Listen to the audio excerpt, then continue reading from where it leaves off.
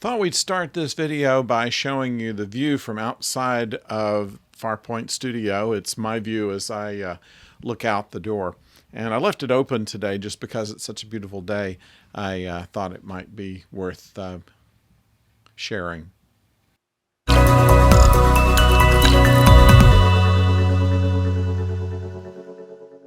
Hello out there, I'm the oldest nerd, and today we talk about Star Trek Picard, Hide and Seek, the penultimate 9th episode of the 10-episode series. Everything's going to be settled by next week, at least so we think. And in this case, what we have here is showing what was the problem with Picard's romantic relationships, why he was never able to commit. And much of that had to do with its childhood experiences in Chateau Picard, in which he had problems with his father. He was very close with his mother, and the memory that he has repressed that has an explanation for all of this. And all of this, he's telling the story as they're trying to hide from the newly created Borg that was created by Agnes/Queen in the last episode. Now, what they wanted to do was eventually get to where the ship was, because we know that getting the ship was the main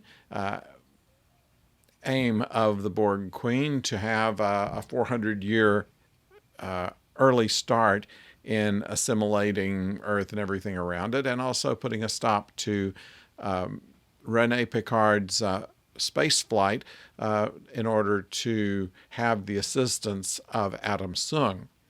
Now, what we have now is that Sung has kind of joined forces with the soldiers that were converted into Borg at the last part of the last episode, and now it's a fight for the ship. The team split up, where we have Talon and Picard in one group, and we have Raffi and 7 and 9 in the other. Rios is still on La Sirena with Rachel and her son, finding out how much cake he can eat before he gets sick, that kind of thing. At any rate, they find that as they are finding out that everybody is coming toward the ship, that the Borg have invaded it, and Rios tries to fend them off. He gets away from the ship, and then regrouping with all the others, he's winged by one of their shots.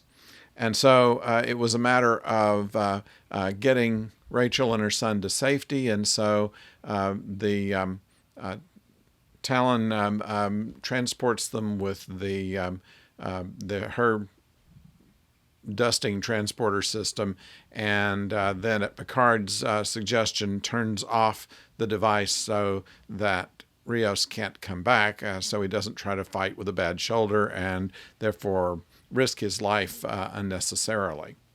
And so they split up, and we have 7 and Raffi that head for the ship, and Picard and Talon, that goes into the catacombs of Chateau Picard, and that's where the relationship thing is revealed. And meanwhile, on the ship, we have a rather desperate bid to regain control of the ship, and there is some, once again, glimmer of Agnes in the Borg Queen Agnes combination, and another trick that Agnes is able to pull that does not exactly take her identity back, but gives her a little bit more sway. And it's an interesting push and pull that is still going on. We have some holographic support, as the ship has a number of emergency holographic programs, and the one that they use is of interest and is a good fighting program, the emergency defense hologram. So that is going along with everything that Seven and Raffi can do to try to ward them off. At the end, though, the ship goes away, and we have the group regrouping to figure out just how it is that they're going to be able to foil at least Sung's efforts. And we don't see any of Q in to this episode, but there are a few things in the fight that I found kind of interesting. One where I don't think we've ever seen this happen on purpose before, where some of the Borg drones are transported into the walls of the catacombs. So they materialize into the brick, which is a terrible way to go, but a clever special effect there. Brent Spiner plays a rather good villain. I mean, we've seen him as Lore before, where he's kind of the the bad boy of the brothers, but we've never really seen him play as evil as he has in this Mad Professor, and it works out very well. He played his part incredibly well. Of course, Rios has to get back in the fight, and how he does it is interesting. And there's a suggestion from Rachel that perhaps this is his true timeline. Maybe he shouldn't think about going back to his own century. There is also, we may not actually see Agnes again as herself. And this is something that might be part of next season's plot, where perhaps her influence can transform the Borg. We don't know. We don't know how it's going to come out. We know, of course, that Picard gets back to his own century because we know there's already a season 3 there. But there is some question as to how much of the rest of the cast will, because with all of what we've heard about the next season, there is all of this.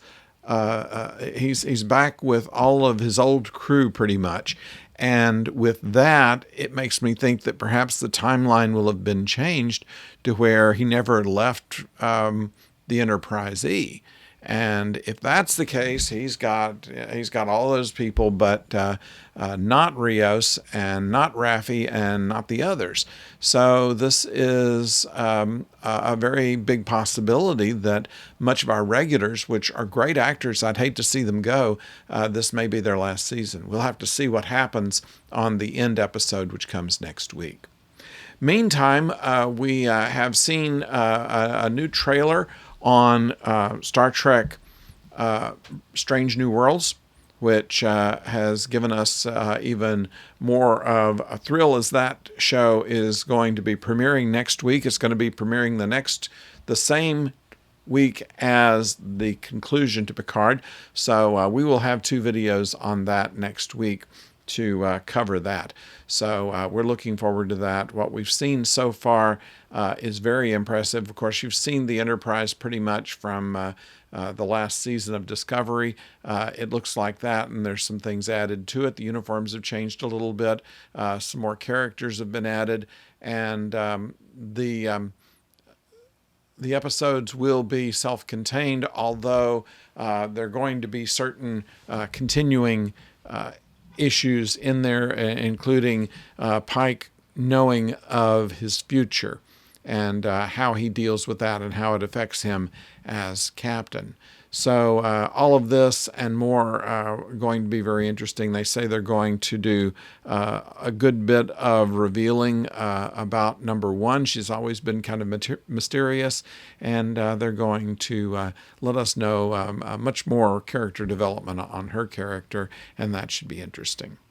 So if any of this interests you, why not leave a comment below? We'll read them and respond to you. We're also continuing, if you have not seen it already, we're continuing doing episodes of the original series and doing reviews for there. We had The Man Trap last week. This week we're going to have Charlie X. So we hope that you'll tune in for that. So Until next time, oh, I forgot to say anything about subscribing. Please subscribe, because without your subscription, we wouldn't know if you liked us or not, and we want you to like us. So why not subscribe to this channel? It doesn't cost anything. There's no obligation, no funny hats, but we do benefit from your subscription. So please do that, and you can ring the bell and know when the next video is coming your way. There are going to be quite a few of them as we go forward, so we hope that you'll be around to see them. And in the meantime, don't go far.